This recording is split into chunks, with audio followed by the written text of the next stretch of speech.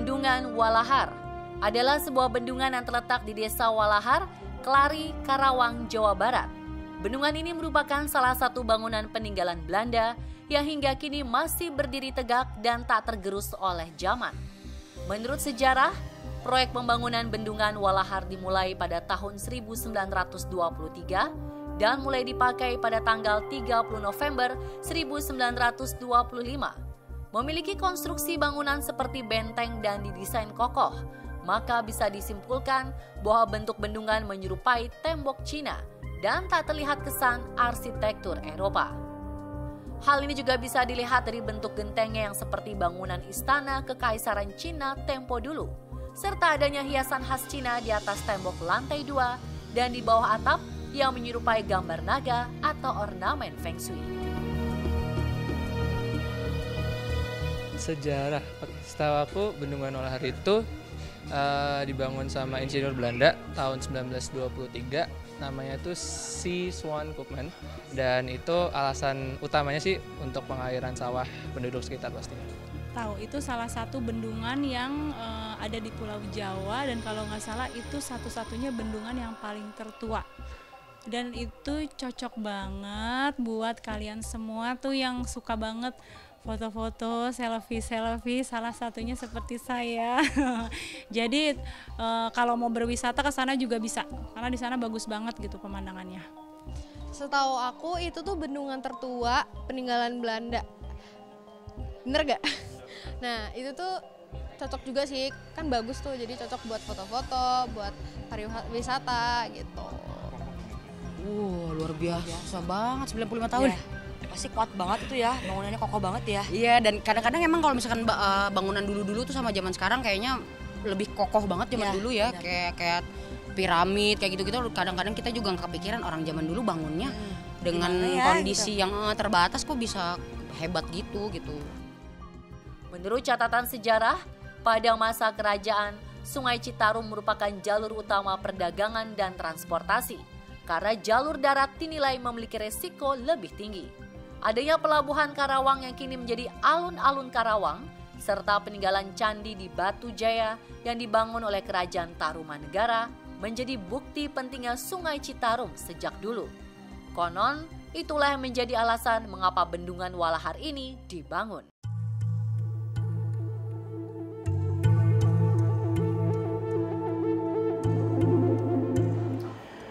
Arsitek dari bendungan ini adalah Swan Koopman, berkebangsaan Belanda.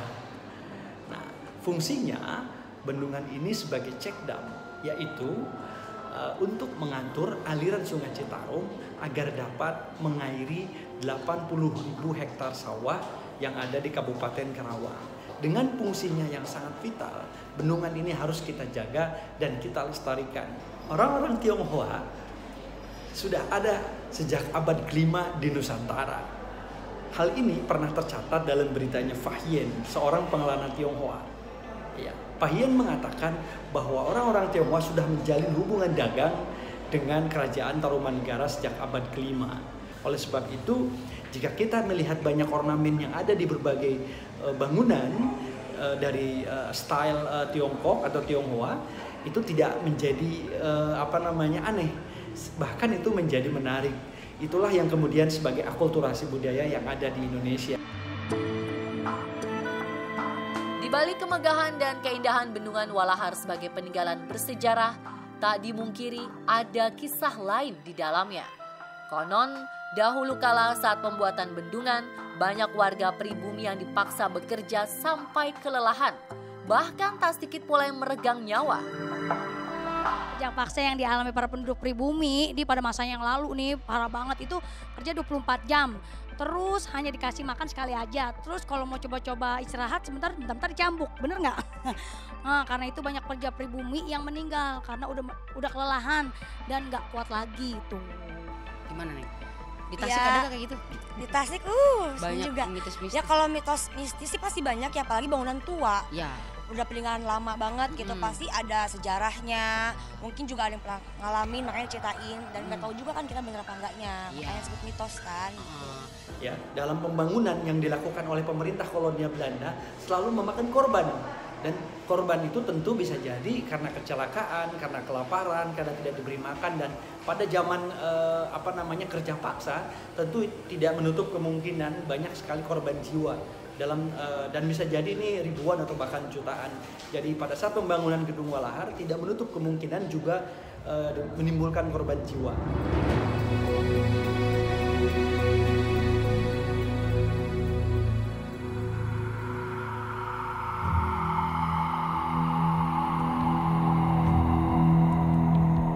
Kalau seumpama mitos mungkin ada benernya dari masyarakat, tapi kalau untuk operator di sini alhamdulillah ya 1-2 adalah yang mengalami, tapi kalau untuk saya pribadi itu belum pernah alhamdulillah.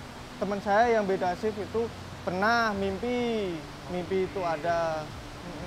Tapi kalau benar-benar melihat sesuatu yang nyata kayak gitu tidak ada. Ya, kalau saya sendiri ya yang ngalamin sih nggak ada sih ya. Tapi nggak tahu sih kalau pendatang atau yang sering lewat atau gimana. Kalau saya pribadi mah enggak sih. Ingin melihat dari dekat dan mengupas sejarah sebenarnya di masa lalu, tim selebritas yang bersama pakar spiritual Anggra Putri Tania coba menelusuri lebih dalam kisah dan legenda Bendungan Walahar, Karawang. Assalamualaikum warahmatullahi wabarakatuh. Jumpa lagi dengan saya Anggra Putri Tania, dan kali ini saya sedang berada di Bendungan Walahar, Karawang. Dan di sini saya akan mencoba untuk mengupas tentang fakta dan sejarah Bendungan Walahar ini, dan mungkin kita nanti juga akan bertemu dengan salah satu pengelola Bendungan Walahar yang bernama Bapak Cecep. Yuk pemirsa kita ikutin. Assalamualaikum Pak Cecep. Mohon maaf nih Pak mengganggu. Kebetulan saya sekarang sedang berada di Bendungan Walahar, dan Pak Cecep ini adalah salah satu pengelola Bendungan Walahar. Dan saya ingin lihat-lihat ke atas, bisa ya Pak ya? Mari Bu. Untuk melihat pengelolaan dan sistem kerjanya bendungan ini.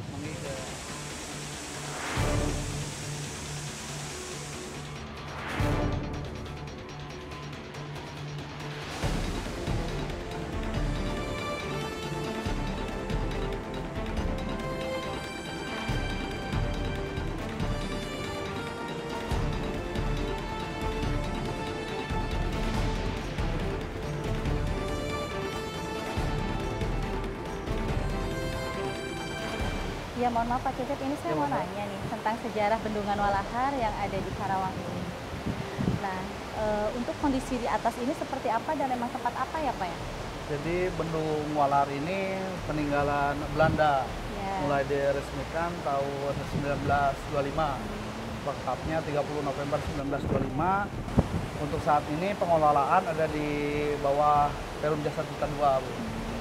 Jadi fungsi dari Bendung Walahar ini untuk menaikkan tinggi muka air, juga untuk mengaliri sawah kurang lebih 87.000 hektar, Bu Anggra, untuk daerah di Karawang.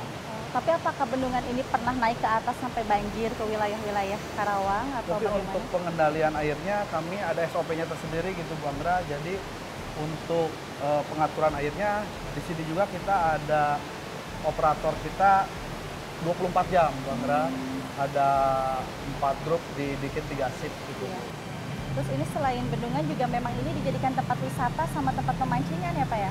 Betul, jadi untuk warga di sini untuk mata pencahariannya lebih ke untuk mengambil ikan, mancing. Untuk wisatanya kebetulan di Walahar ini juga kita ada rumah makan yang terkenal, cukup terkenal gitu. Di sini ada pepes, dan untuk berkunjung dari daerah manapun sering untuk jadikan objek kunjung wisata.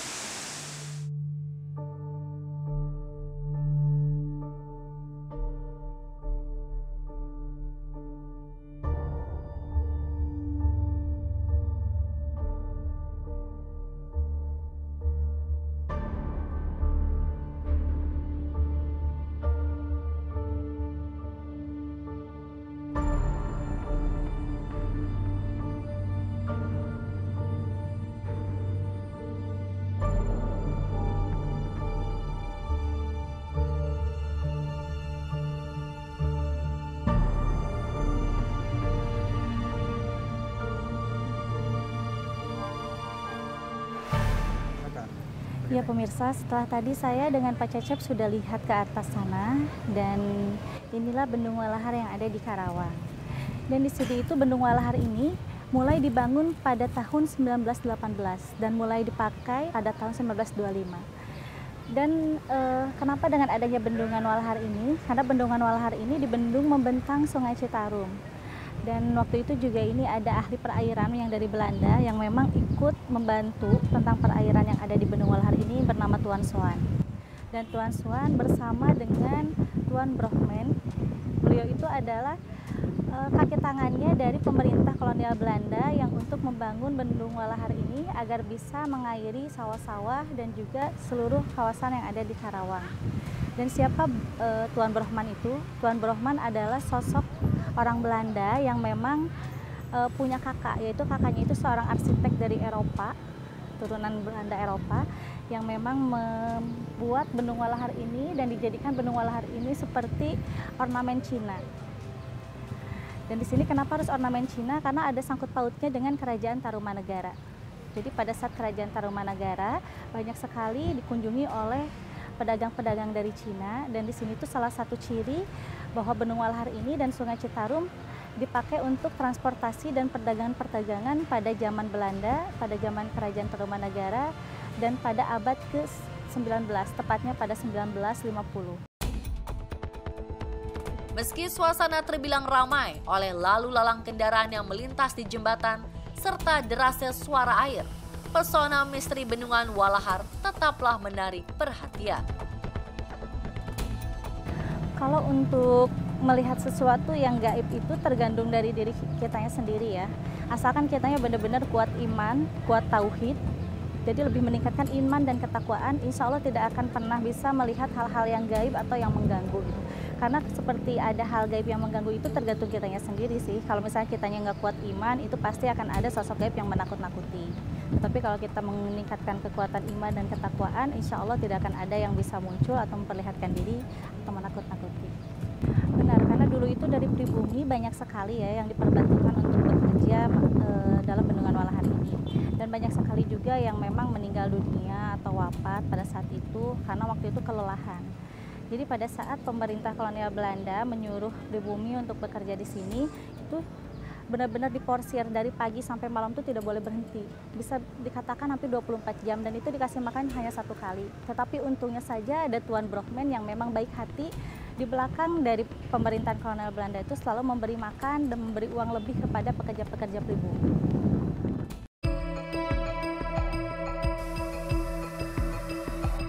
Sebelum mengakhiri kunjungan mengupas fakta sejarah, adakah yang ingin mereka sampaikan? Karena memang Tuan Brochman dari abad 19 sampai sekarang ada di sini gitu ya. Jadi sangat mengerti dan sangat tahu, bahkan orang sini juga atau masyarakat Karawang sini sangat menghargai dengan adanya peninggalan Belanda ini. Dan Bendungan Walahar ini menjadi bendungan yang bisa dikatakan bersih ya, jauh dari sampah. Beda dengan halnya Sungai Citarum atau mana gitu. Walaupun ini masih dari Sungai Citarum, tapi ini benar-benar sangat dijaga kebersihannya.